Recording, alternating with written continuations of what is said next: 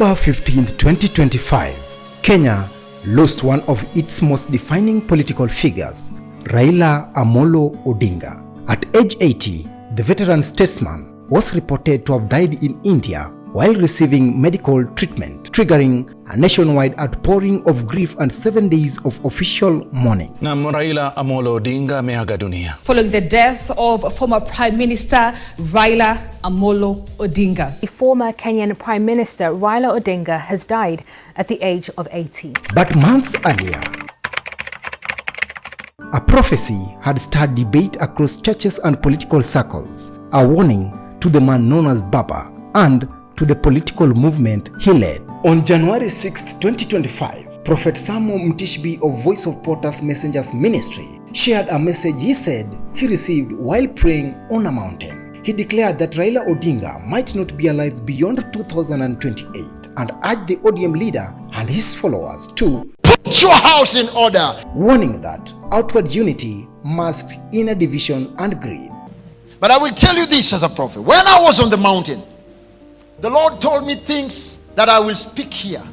2028, unless something happens, if something will not happen, watch me. You will attend the funeral of Raila because he may not finish 2028. He will die. Unless something happens. I will tell you what Isaiah told King Hezekiah. Put your house in order. And I am speaking to you. Put your people in order. They will suffer because they are scattered. They look united, but they are not. It is in Nyanza, there is no one Raila has prepared who can fit in his shoes. And if there are people who are going to suffer, they are Luos. Because all the people who follow Raila Odinga are hypocrites for their own stomachs. No one has a heart for the people. These followers of Raila from Nyanza, they are hypocrites for their own stomachs. None of them has a heart for the people. And not that they cannot have a leader who can replace him. Because Raila himself is also greedy. The proclamation sparked controversy. Some embraced it as spiritual foresight. Others dismissed it as conjecture. But the year that followed would move the message from speculation to national discourse. Raila Odinga's political life spanned decades. A champion of multi-party democracy, a former prime minister, and the face of multiple presidential campaigns, his influence shaped modern Kenyan politics. His passing in October 2025 was marked by state honors, public mourning, and tributes from both political allies and rivals. After his reported death in Kerala, India on October 15, 2025, the late former Prime Minister's body lay in state, followed by a national memorial service and burial in his home county of Siaya. Presidents, bishops, and citizens alike described him as a visionary leader whose dedication to democracy left a lasting imprint. This party is a party like a club. When you join a club, you have to obey the rules of that club. You cannot disobey the rules of the club and you continue to pride yourself that I am the party leader of ODM and yet I contradict everything that ODM is saying officially. There is a storm in ODM, and that storm, people must come together. There must be an NDC that will ensure that that storm is solved.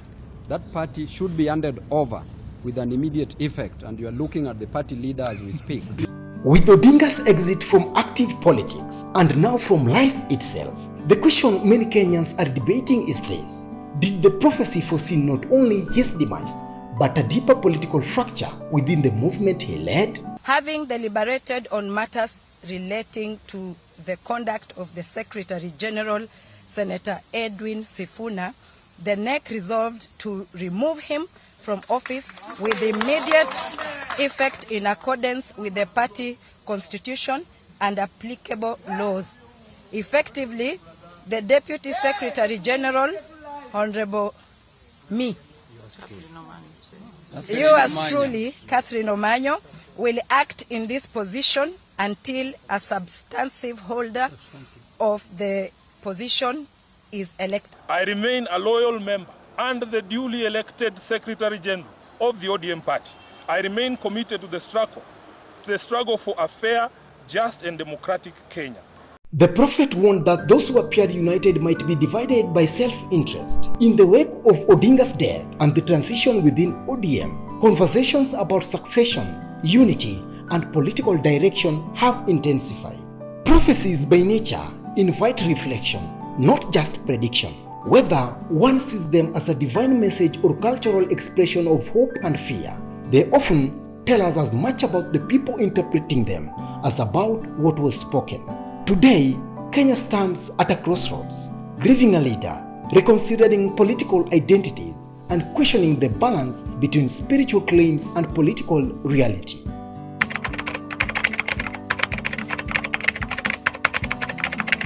A call heard months before a pivotal moment in Kenya's history, a reminder that legacy is shaped not only by words spoken, but the actions that follow.